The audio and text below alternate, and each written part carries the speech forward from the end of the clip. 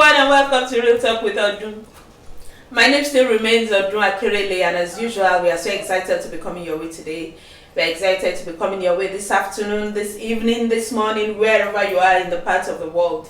We are excited to be in your living room, in your room, on your phone, on your tablets today.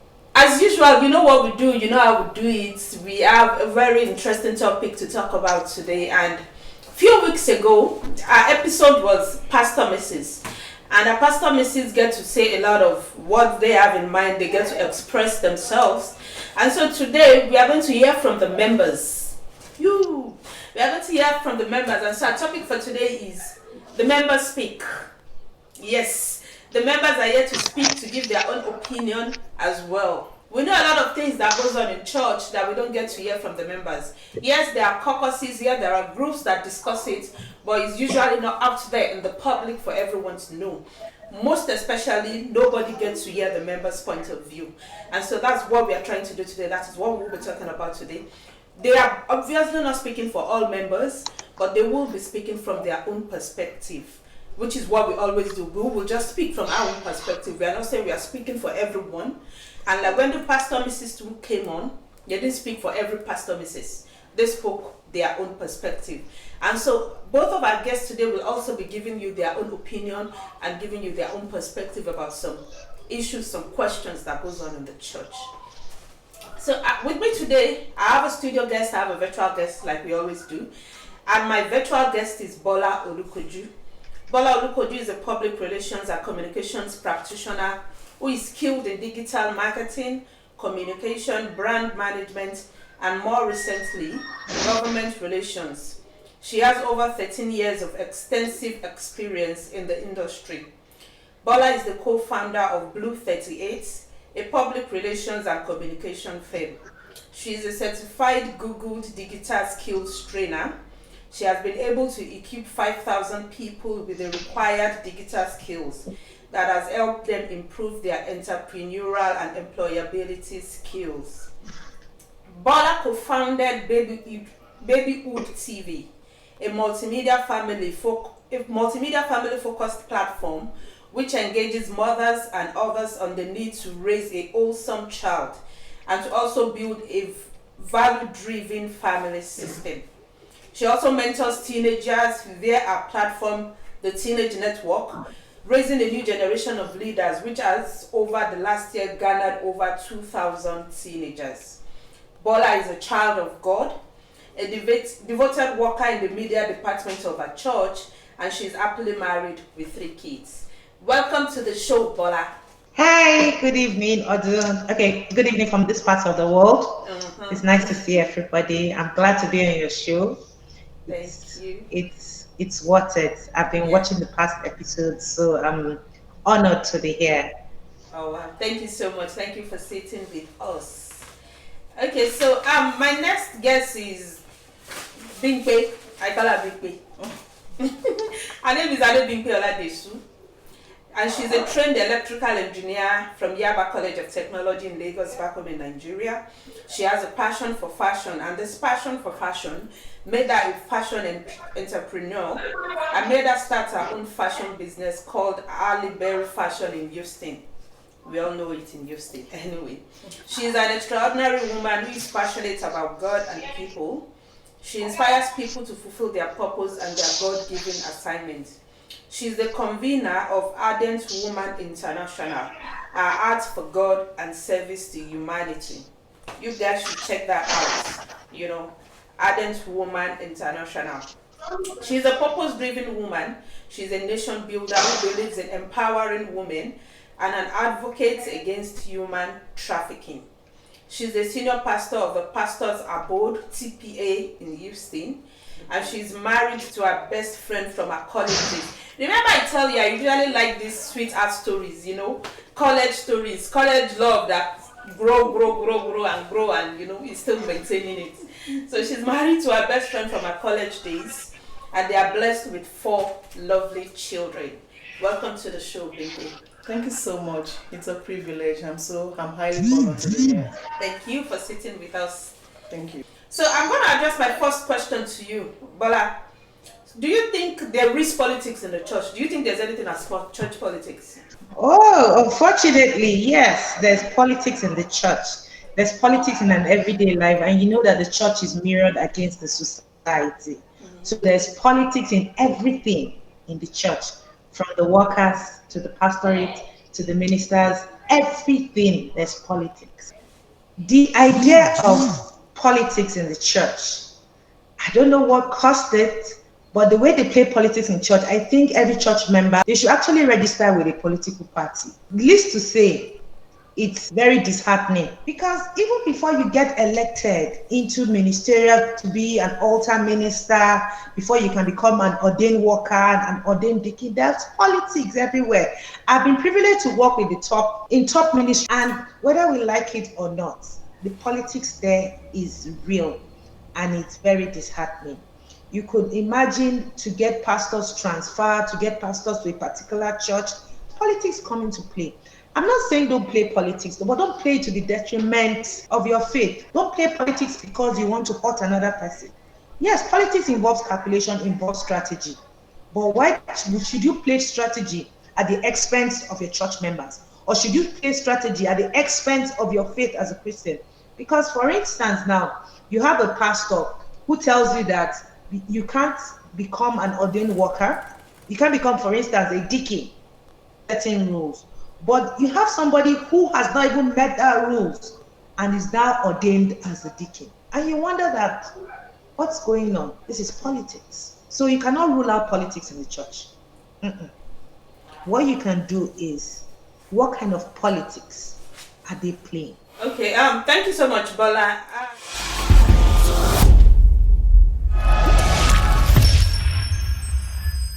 Okay, so Bimpe, let me go to you. Do you think there's anything like church politics? Yes, there is some church politics. Well, it's not too healthy, but it's kind of part of life because we all live in this world. So there are a lot of things that we cannot really take out.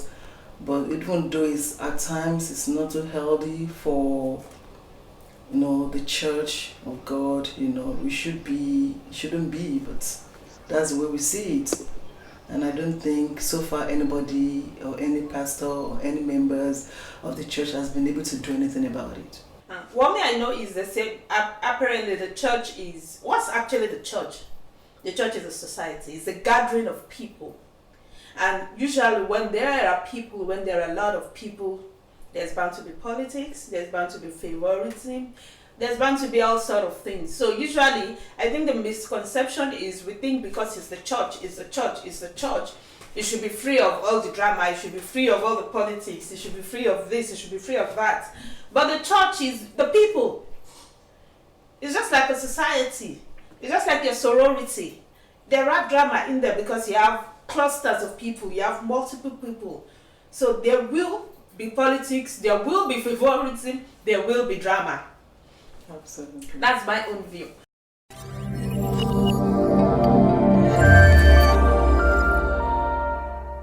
Alright, welcome back, guys. So before we went on that short break, we were talking about church politics, and like I said earlier that personally I think church politics is to be expected because, like I said, the church is just a society of people.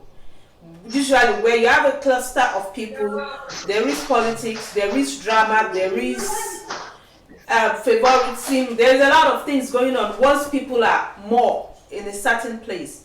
And that is what a church is. A church is actually not a building.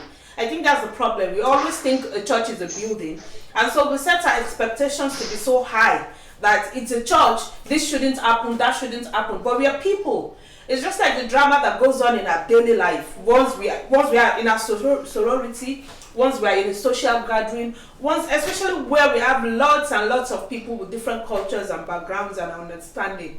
So politics, for me personally, I think it should be expected. So the next thing we are going to talk about is having an opinion about how a church should be run. I want to ask that to you first, Bingwe. Do you think the members should have an opinion on how the church should be run or how the church should be managed? Well, it's a very simple thing.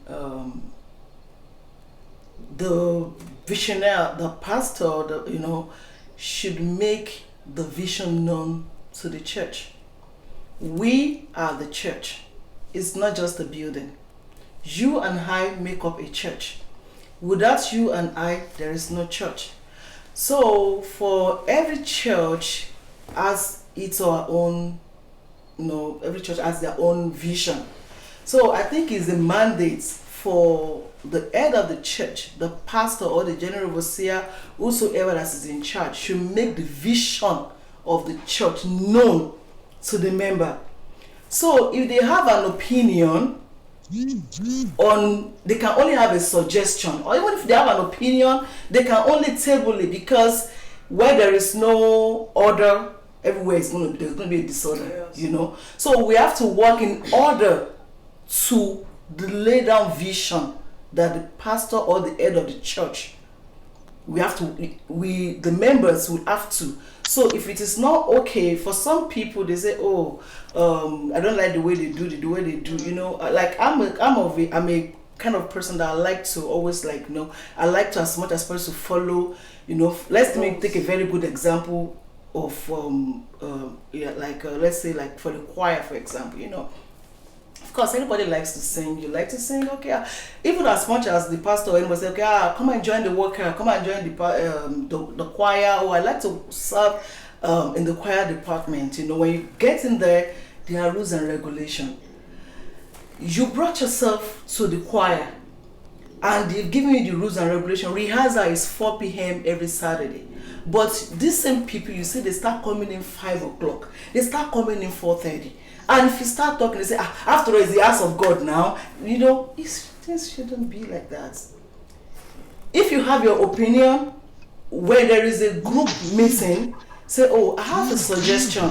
I don't know if this is, if any other person in this, you can agree with. Can we make the rehearsal a little bit bring a suggestion? And I think this same example I'm citing will be applicable to every other department in the church, and as well as the old church, because before the old member, we have the work forum, like the worker or the pastorate.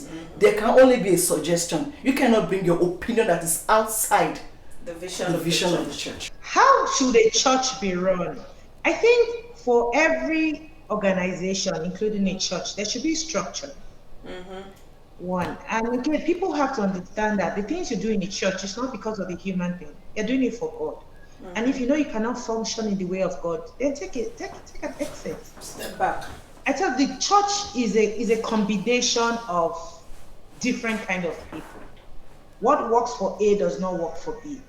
If for instance, Bimpe said something about the choir that come for choir practice 4 p.m. and somebody strolls in at 5 and says, "Excuse me, I can come to church whenever I want to come." There must be structures. If you're at work and your boss says resume at 4 p.m., will you tell your boss you can stroll in whenever you want? That's the challenge we have. People tend to worship the God of men instead of God himself. People tend to look at, okay, I'm doing this because my pastor has to see me coming, or the choir director has to see me coming at a particular time. No, people need to stop worshiping men. Focus on God. Then that way, because when you focus on God, it makes the church work easier. Yeah. So a church, when you're going to run a church, there has to be structure. Like you said, there has to be a mandate. I always make a focus on my own church. There has to be a structure. There has to be a mandate. There has to be there has to be a workforce in church. All these things, when you put them together, is what makes a quality church. You can have a pastor, you have altar ministers, you have different departments. One department, somebody must oversee a department. And somebody must oversee the head of those departments.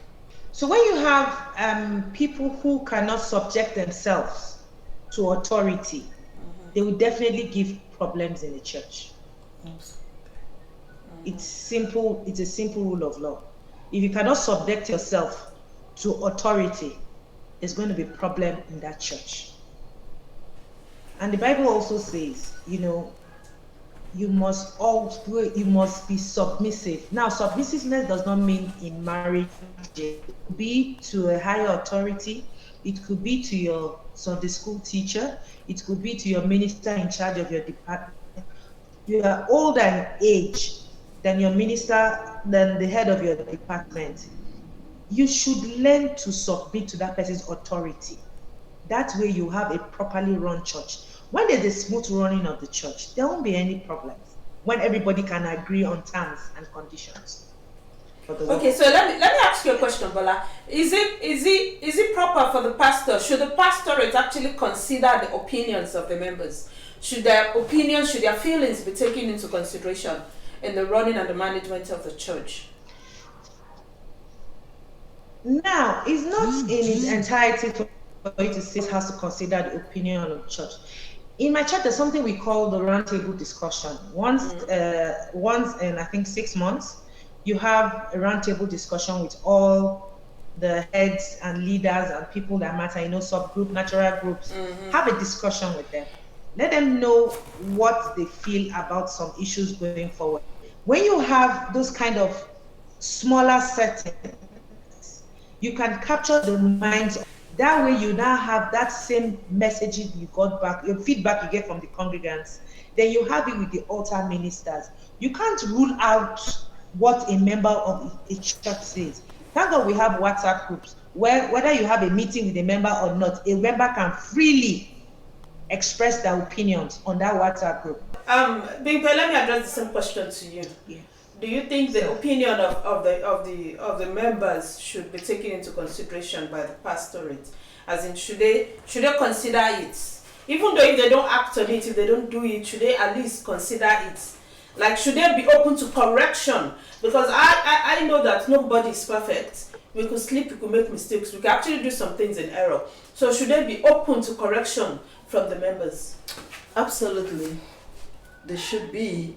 Because like I said, we are church. It's not the building. You and I make the church. So if the congregation has their own opinion, they should make it known. Even God says, Christ says, make your request known unto God. Because if you don't make your opinion known, for instance, like if you are having an issue in maybe personally or even in the church or in your department, and you don't say it out, how would they know? Nobody knows anything.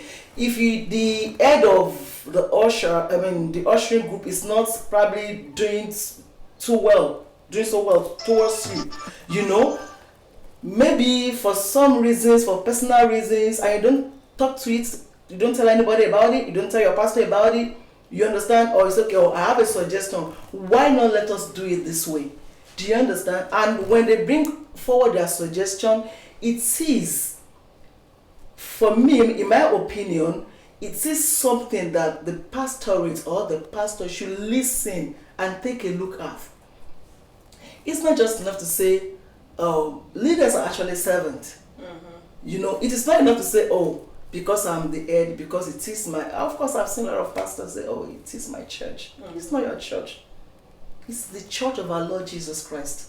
Because we are all going to give an account. We are all going to be accountable. But invariably, it's their church. It's still their church. It is nobody's church. It is look. At this point in time, it's the church that God has put them as the head over that church. They started the church, or they are pastors of the church, or they are managing the church. Okay. It is not their church. Okay, look, Christ is coming very soon.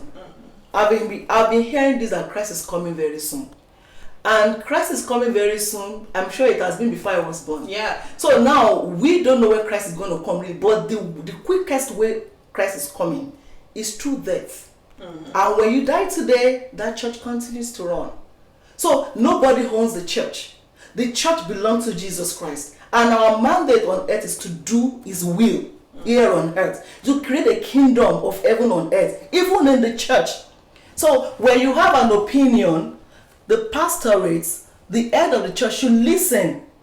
I'm not saying they should do what you want them to do, because what you even want them to do might not be, what you understand what I'm saying. You get what I'm saying. Now, like I said before, the first question says that should be, I mean, like opinion, or I can't remember. You know, every church has their vision. So some churches, okay, but God know based on what the way God speaks to, has spoken to you to run the church. But there's still something that is still common to every church: the Lord Jesus Christ.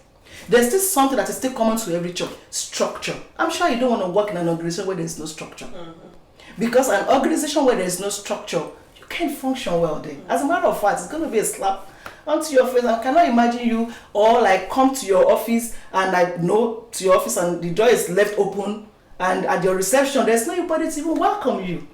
There's nobody to even show you the way to go to see the MD or to see whosoever. You yourself. Yeah, do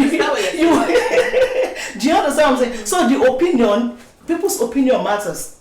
People cries matters. People are crying. God said, in the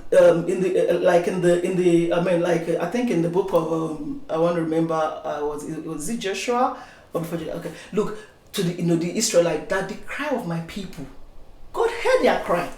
So if your members they're saying, hey, this is the way it is. We are suffering here. If God Himself could hear the cry of the Israelites, till He sent a deliverer, picked up a deliverer from somewhere and say, look, you are going to deliver my people. How much more a small setting?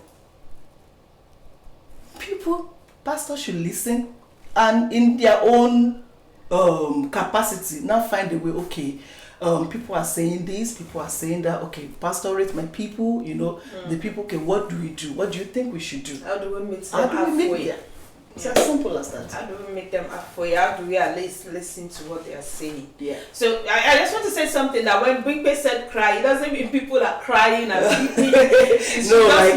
Complaints. Figuratively. Exactly. Yeah, that it can be that this is the way this thing should be done. This is the way that should be done. We should not close. You should not just close your ears to it and just say, no, that is the way I'm going to do it, and that is final. It's my church. It's my things. That the pastorate should be open to the opinions of because at times, mostly, there's an adage in Yoruba that said that we don't see ourselves. Sure. We don't see ourselves. You as the pastor might actually not know what you're doing wrong. Yeah.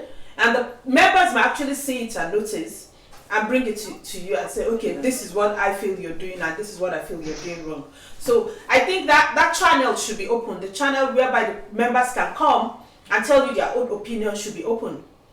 They should be able to walk up and say, okay, this is what we feel should be done for the betterment of the church. Yep.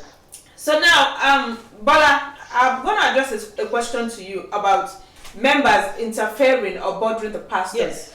Like, at times, members can be so fussy, like they take offense in, okay, my pastor did not call me, my pastor did not come to see me, my pastor did not send me this, my pastor did not do that. Do you think that members bother the pastors too much? Do you think they bother the pastorate too much? Or do you think they are just being petty?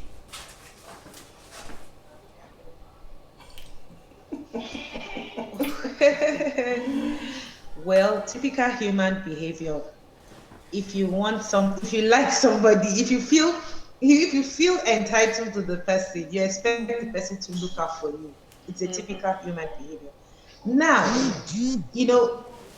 why is my pastor not visiting me at home? Why is my pastor not asking about my welfare? What I suggest is that every church should have a solid welfare group. During the COVID time, we had people in the pastorate. They were calling members to just check on them.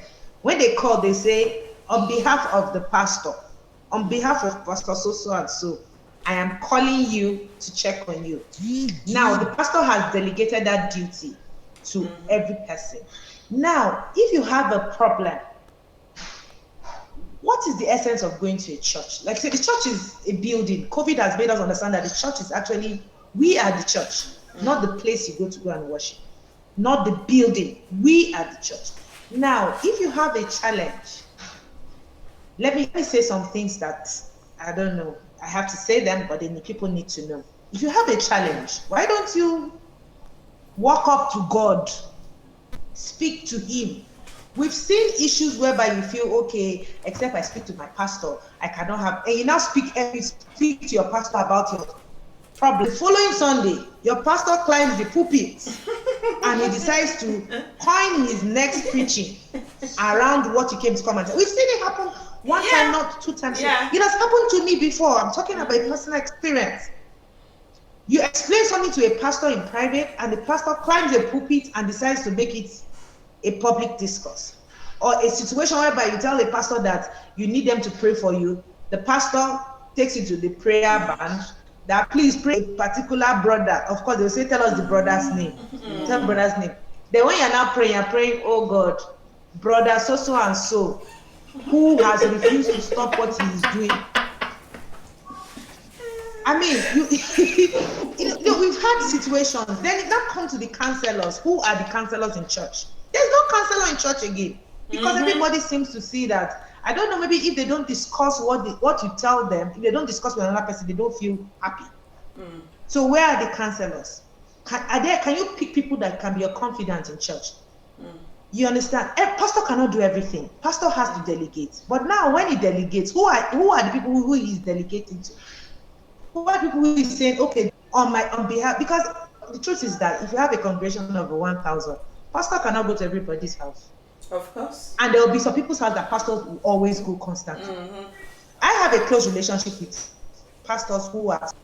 So I understand that, and I don't think anybody has been to my house. All the pastors I have worked with. But I send messages, hello sir, how are you doing? Hello ma, how are you doing? And they send a message. But the thing is that we have to learn how to draw boundaries. Pastor cannot be your Alpha and Omega. There is God in heaven. If you have a challenge, speak to him. Don't feel bad, feel petty that, okay, pastor didn't come and check with me. Pastor was first a man before he became a man of God. He has his own things to do. You can't put your burden on him. The Bible says, cast all your burdens upon me because I careth for you. Care now is multifaceted. Care for you in terms of your problem, in terms of your psychological well-being, physical, spiritual. Everything doesn't have to be spiritual. Sometimes some things are physical, some things are psychological. If you have a problem and you feel they're not coming to come and visit you, get into a unit in church. For instance, I used to go to a Catholic church. Catholic church were like 5,000 during mass. How many houses does the father want to go to? Is it not when you go to confess your sins that the father even has, he might not even know your face. He only knows your voice. Will you take it personal that he's not checking up on you? Daddy, for instance, Pastor E. Adeboye, 190 branches across the world. Of course, there are people who he has delegated. He can't see everybody. He can't talk to everybody. The closest you can be to him is when you watch him on the screen and you touch him. That's all. Will you say because he has not prayed for you personally, your prayers won't be answered? We need to reduce this dependency on pastors. We need to take some things and say, you know what, I am a child of God. I have the same access as a pastor to God. Like my pastor. So why should I always want to go to my pastor? All right, thank you so much, Bola. Thank you. So Bimpe, from what Bola just said about our dependency on pastors, should we depend on our pastors? Should we see them as our go-to person? Like my marriage is not working, is the pastor. My child is in the hospital, is the pastor. I just gave birth, the pastor needs to come. I just do this, the pastor needs to call me. I'm not feeling fine, the pastor. Do you think we depend too much on our pastors? Well, somehow, somehow people, with some people can be petty. Do you understand? People can be petty. A lot of people depend on pastors, but really, depending on pastors shouldn't be the whole thing. Some have this faith, this belief that until they talk to their pastor, it's just because the word has not become flesh in them. When Christianity, it's a race, it's a gradual thing. You're growing. I'm sure someday you will get there. You understand what I'm saying? Some still believe that their prayer, they cannot pray by themselves, they cannot do a lot of things by themselves until they talk to their pastor. It's another thing if you are actually building a relationship with your pastor. For me, all the churches I've been through, since I gave my life to Christ when I was a teenager, I've always had a solid relationship with my pastor. Only one pastor that I think I never, for some reasons, I don't know, but all my pastors I've had a fantastic relationship with them. Well, have they visited me? Of course, they have visited me in my house because of the kind of relationship another thing is that their personalities. Some people, we have the introverted people, we have the extroverted people. Don't forget that some pastors are not, they are not like everybody. Yes, God they still have their calling in the in the kingdom, like to be a pastor. So for some people, my pastor is even very cold, or my pastor's wife don't even talk to them. They might not their kind of personality does not go. So members should also have that understanding that people are different. But when you meet them in their office or maybe in church, do they open their arm? Because they are the shepherd, they are watching over the sheep. We are the sheep, somehow. Do you understand? So do they open their arm? Whatever I want to discuss or whatever relationship you want to build with them, it starts from there. Even if they are very, very, very the introverted people, if you even you that you are going to them, are you even open? Do you understand what I'm saying? They say like they attract. Do you understand what I'm saying? So it's a very simple thing. Your dependency shouldn't be solely on to the pastor. And also that is why God told Moses, you cannot do everything by yourself. From there he chose Joshua, Aaron. You understand what I'm saying? Because he needs to delegate duty. That is why we have the place of the counselor. Do you understand? But Mama just said there are even no counselors in church anymore, because you tell them something and then they turn it into a public discourse. Well, you see, for that, somehow I agree, somehow I disagree. Because like the pastor might use, so far they don't mention your name. You are the one that came to me to discuss with me. And so if should you use it as a topic on the altar? We live in this world. Do you understand what I'm saying? For instance, when I leave this place, I can say, there was a time I was having a show with somebody. I didn't mention your name. There are so many shows. How do you think it is you? If in the country of 100. That's actually different. If you are using that one, that's different. But like, I'm in your congregation and I know what I just told you. And you're talking about, I know that's me you're talking about. Like, I just came to tell you, this is what I'm going through. I'm masturbating, I'm doing this. And then the following tomorrow being Sunday in church, you got to the altar and you're like, a member actually came to me yesterday to say they are masturbating. Of course I know you're talking to me about me.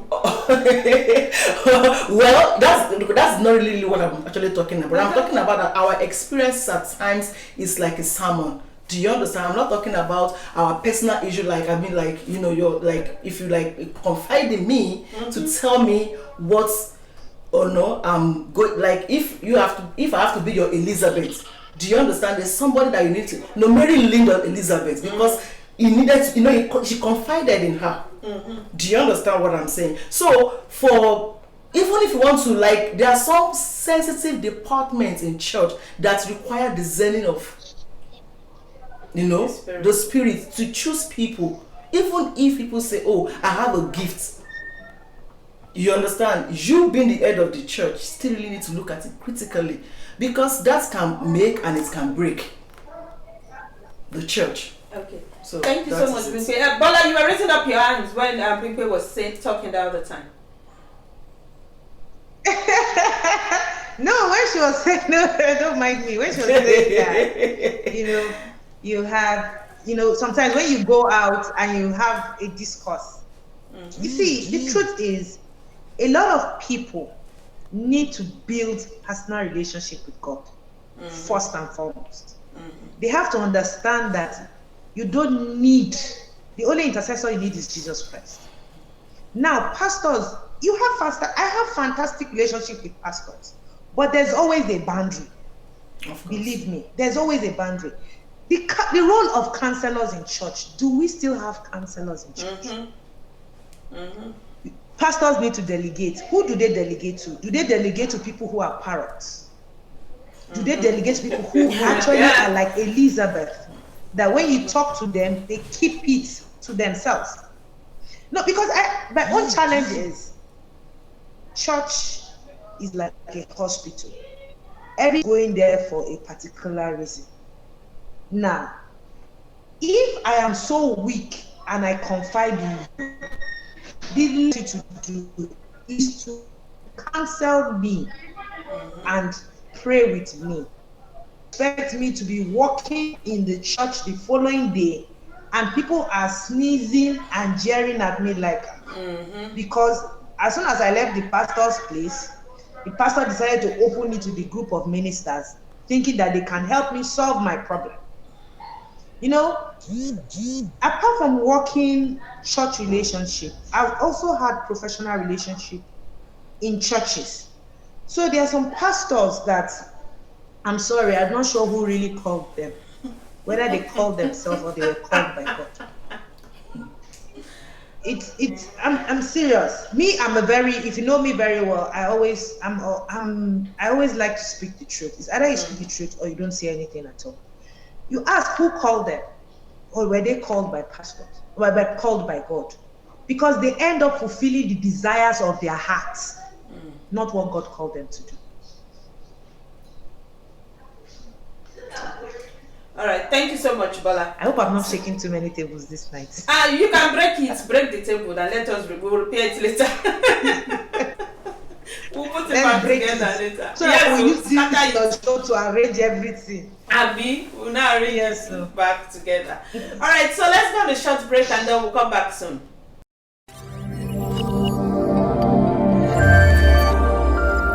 Welcome back, guys. So we are going to move on to the next topic we have on the schedule for today. And we're going to talk about caucuses in church. You know, I know when I got there was my last parish before leaving Nigeria that we are all members in. When I got to that parish, I felt left out because there were some late caucuses in church already when I got there. It's just because me, I'm this naturally no-nonsense person. I don't care. If nobody's talking to me in church, I will still go to church and fellowship and leave. That's who me I am.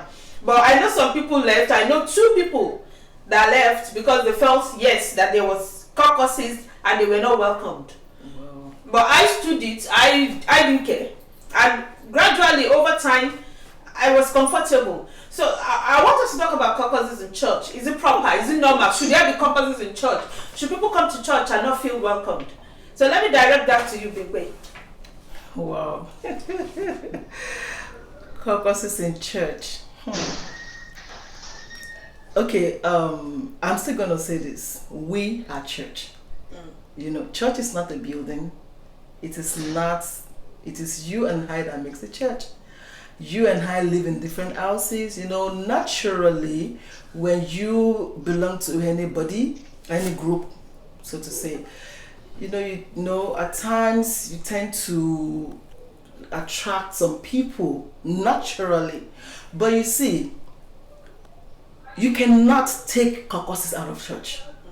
But what I say is that whatever you're doing, whatever group you're forming, whatever body, whatever you're doing at all, let it be unto God's glory. Don't oppress people. As a matter of fact, let the caucuses you're forming, let it develop, let it build people, let it affect life positively. In fact, as a matter of fact, affect that society, that church positively. I remember when I was very young, when I was still like my first church. I think I was just in my 20s when I just gave my life to Christ. I'd been to different groups. In fact, I formed different groups, but what we're doing, I was in Rainbow Fellowship when I was 19. I formed the Levi group. We're doing a lot of things. I have this group. Unfortunately, I don't belong to any caucus, but I will just form different things, and we're driving. Different. See what I'm talking about is I know. It also starts like that because some people, like for instance, like you just like these 2, 3, 4 people, they are the same caucus. They even like in church, they don't want to visit their house themselves. Yes, it has nothing to do with the workforce in church. It has nothing to do with Levi. It has nothing to do with Rainbow. It's just like after church, you see a cluster set of people. Yeah, that are talking, another set of people, and another set of people, and that you're just a new member that you're coming in. You're wondering, where do I fall in? Okay, and now, you just feel out of place. let me put it this way. Maybe because, for instance, like in my own entire life, I have never really been to any caucus.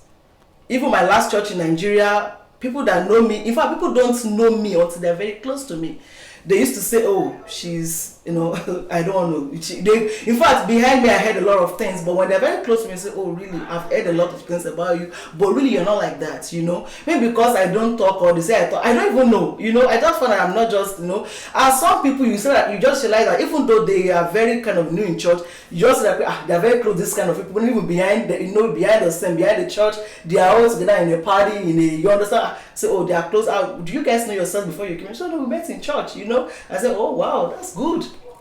But for whatever it's, because you cannot take that out of church. Honestly, maybe you're a fashion person. Somehow I get attracted to you because I have that in me. And somehow I walk up to you, I just want to be your friend. And of course, another fashionista is somewhere out there too. Somehow you join the group, and before you know, you start doing some things together. Even after church, you be looking out for each other. How are you? Can you call? You understand what I'm saying? Maybe you are the type that is just like very quiet. You are an introverted person, and this person is not even the here and there. And after church, say hello, and you still, before you know it, you start. But anything you're doing, forming caucus or not caucus, let it be not to oppress people. Let it be. Bible says we are light unto the world. Let your caucus be a light to the extent that it's attracting people to the kingdom of God. To the extent that people want to say, "Oh, where do you worship? I like to come to your church."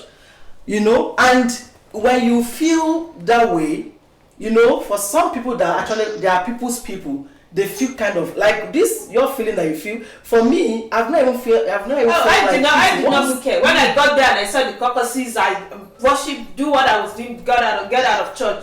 Came back the following Sunday and I don't care. That's me. I don't care. I will come and do what I'm going to do and leave. And you talk to me, fine. You don't talk to me, fine. I'm coming to worship God, so I will worship and get out. That is it. So, I remember before when I was in my church. For a very long time, I'm a very, I don't also make friends so much like that. I have people, but I'm not really the friend type. I'm not like that, So, but somehow I talk to people. Do you understand what I'm saying? Then I realized that even in my church, I don't even know anybody's house. Few people know my house because when I was giving back to my children, they were coming.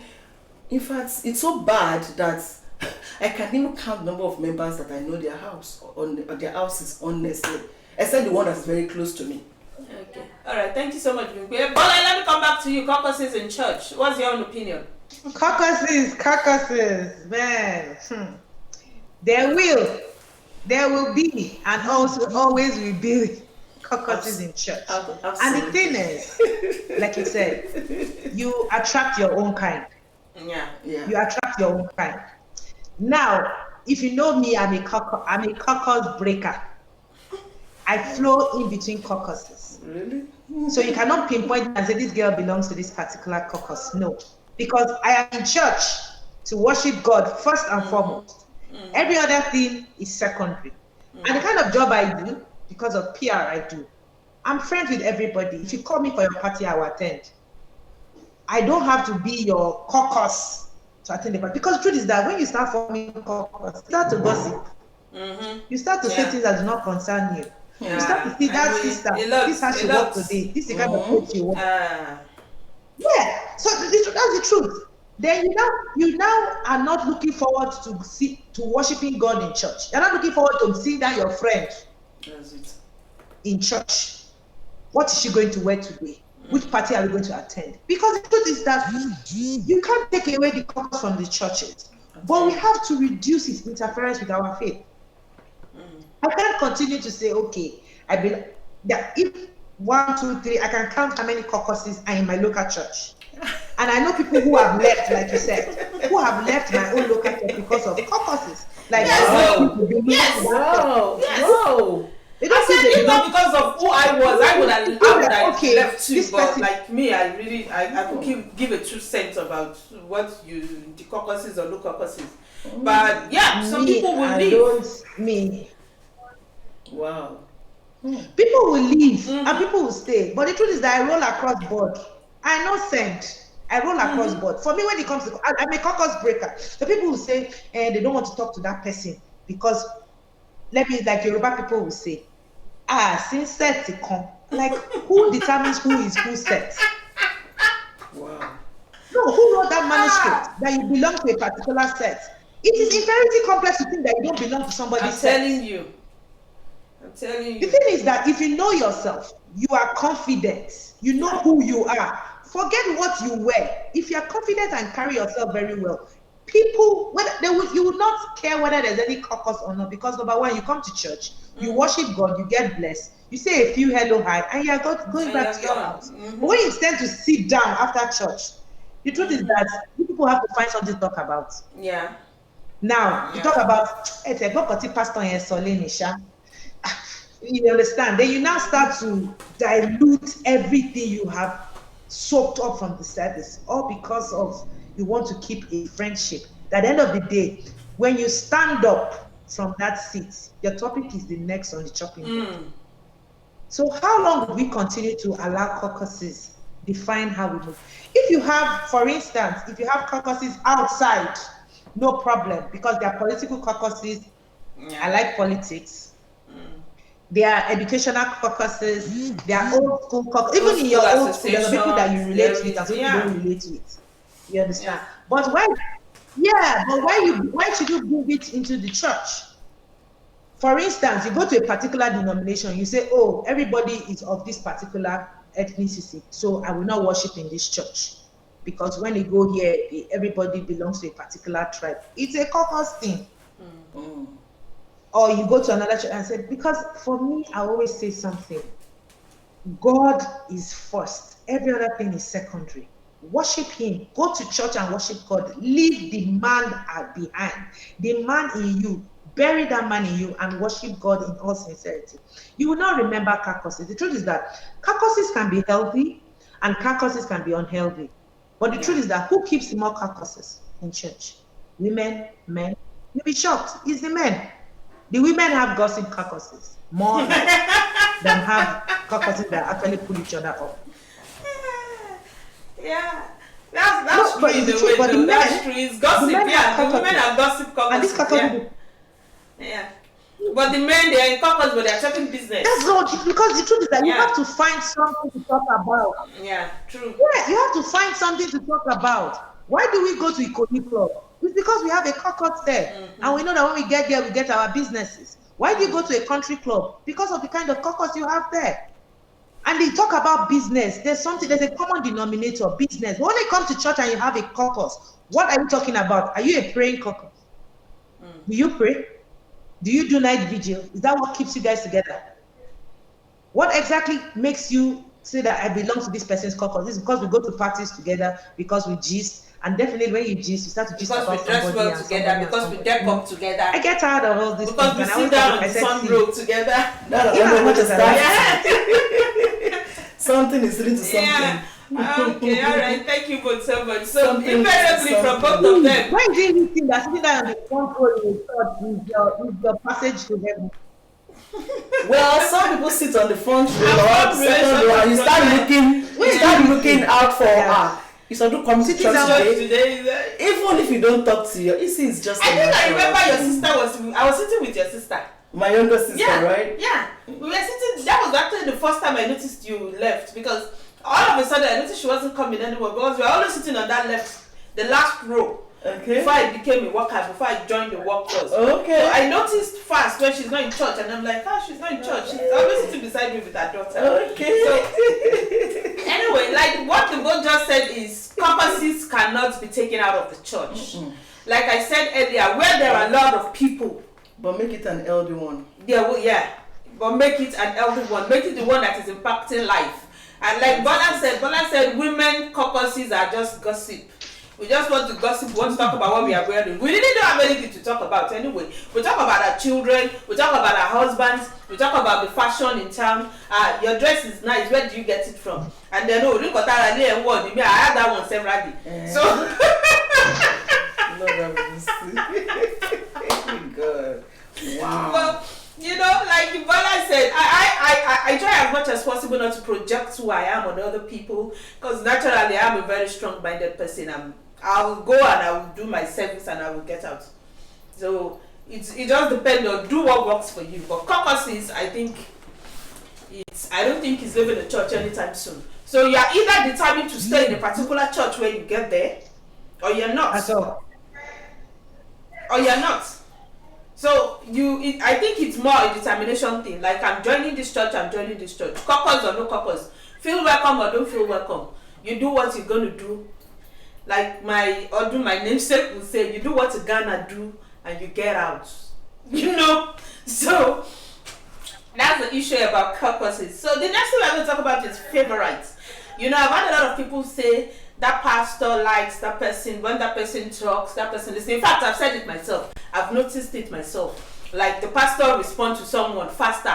Even on social media, once that person says something, the pastor is replying immediately. Another person will say something, pastor will not say anything. So let's talk about the issue of favorism. Should pastors be playing favorism? Bola.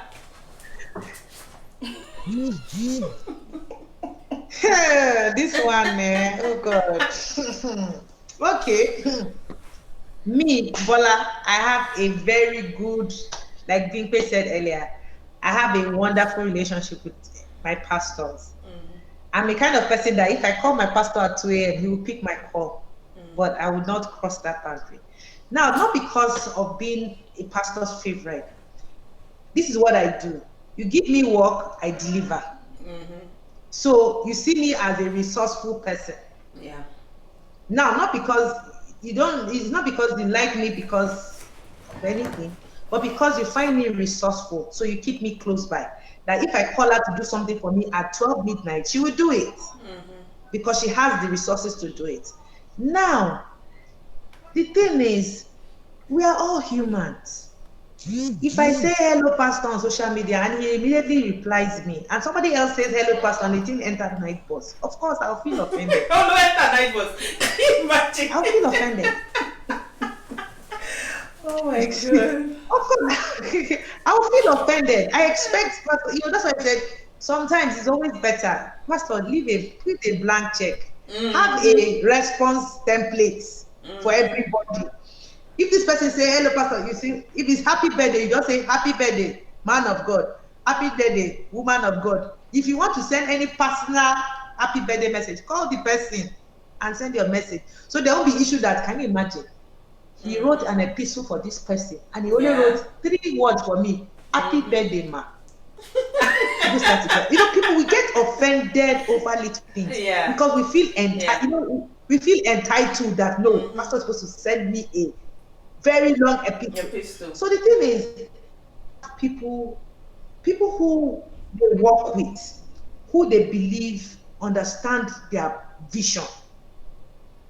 Definitely. Okay, for instance, let me give you an instance. A while ago, I think about 3 or 4 years, I co-produced a radio show for my church. Now, this radio show entails me writing a script, producing it. My pastor was the host. My pastor then was the host of this radio show. I have to see my pastor twice a week so that we can discuss about what we're going to talk about. Now, I see him once a week because we co-host the radio show together. Most times, if I go to the program, I don't carry a car. My pastor has to make sure that I get home in peace. Now, because of that relationship, I would call him and say, sir, this topic, I think we should talk about it, because I was producing and I was also presenting on that radio program. Now, there was every tendency for me and him, he would say, Bola, come. Yeah. Mabo, wait first. So he can be talking to somebody. He will put me beside him. I will now start walking beside him. Of course, I had a lot of shared talk. People were saying all sorts. And I said, you know what?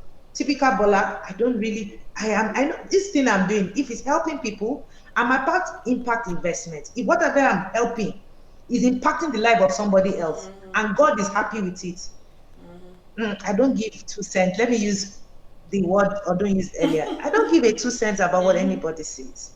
Because if you keep on looking at people, you keep on being distracted from the kingdom race. And that is what who wants to solve it? Nobody. So let's focus. So being a favorite, you can't. If a pastor, okay, now okay, when but I I'm was sorry, doing that sorry to show, cut you short. there are times I don't sleep because I have to produce. I have to write a script. But I understand what you're saying and I get your view. I'm talking about making it known. Yes, this person is delivering. This person is resourceful. This person is helping me or doing that or doing this. Understandable. But what I'm talking about is making it known that, okay, because this person is delivering, as soon as this person says something, I need to reply the person immediately for everybody to see, for the all church platform to see. That's what I'm talking. I understand how you can build relationship by things you do together and all that. I have a very strong relationship with my pastor as well. We had something else outside church, entirely outside church. Do you understand? But I don't think that he has ever said on social media or on WhatsApp, and he said this like celebrating you specially on the church platform. I don't know if you understand what I'm talking about. Like making it known that okay, this person is my person. The truth is that, like I said, a pastor should have a blanket check for everybody.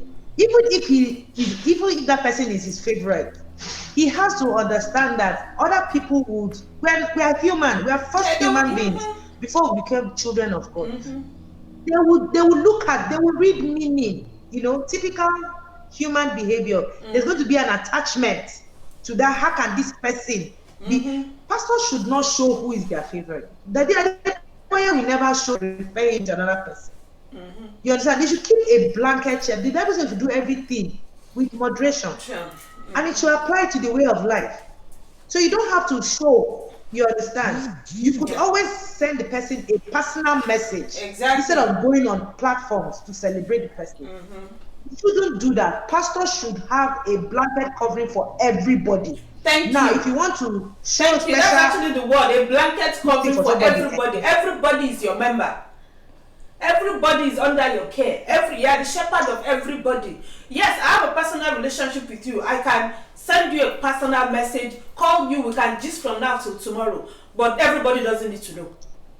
The whole member doesn't need to know that you call. Exactly. I call Bimpe every day.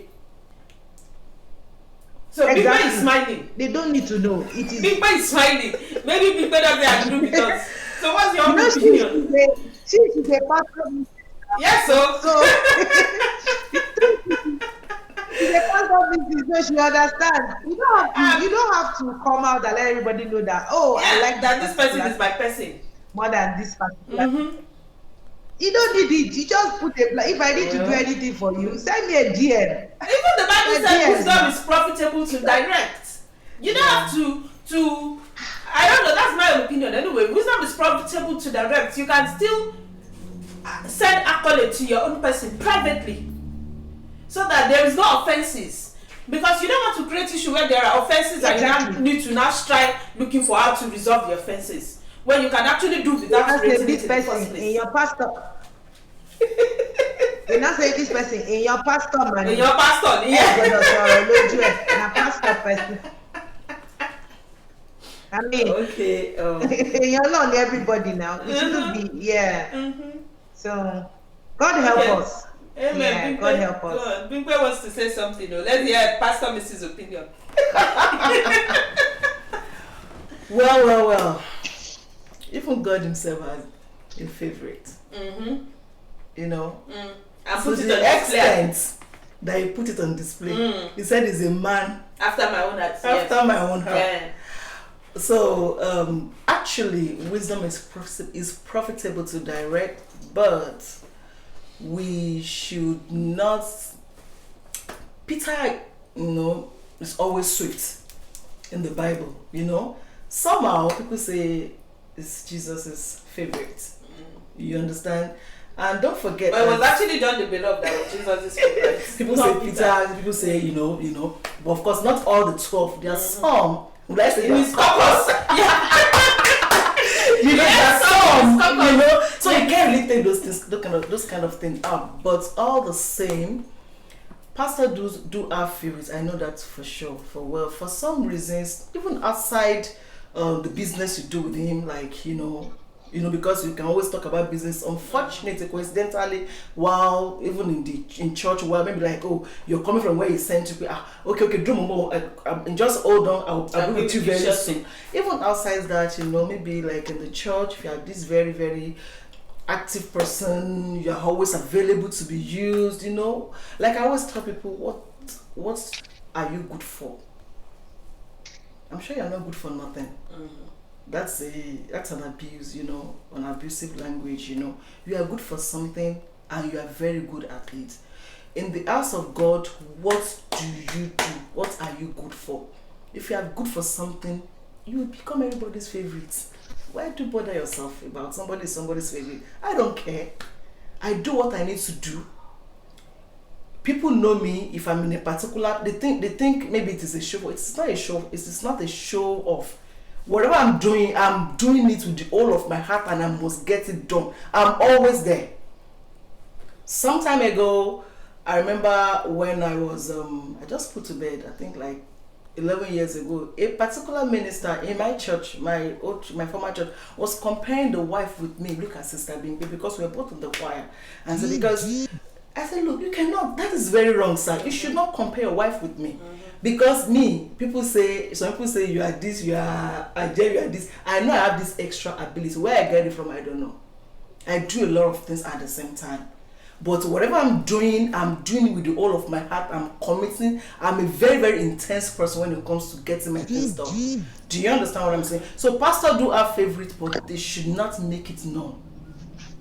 You cannot rule that out. Somehow, maybe because of your availability, maybe because of the way you talk, it's a normal thing. If I give you 2 shoes, you have a favorite.